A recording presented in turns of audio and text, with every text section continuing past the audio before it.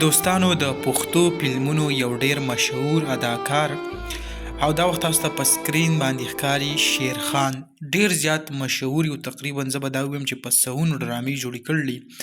د دې که زه تاسو ته د پخوانو ډرامو کوم تصویران وښیم هغه هم تاسو ته دا وخت په سکرین باندې ښکاري دا د دې پخوانۍ ډرامو کوم تصویران چې هغه دا دي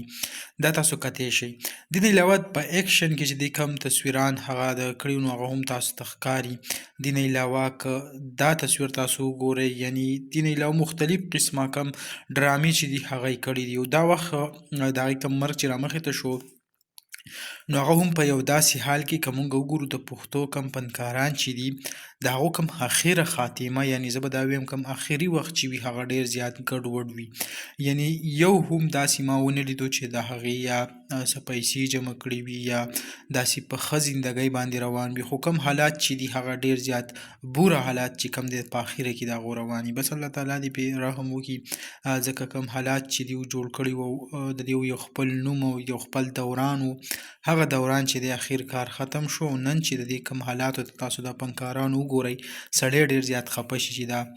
کم حال د دې سره وشو نو دغه ویډیو به تاسو سره هم شریک کړئ انشاءالله بل ویډیو کې ملیږو الله حافظ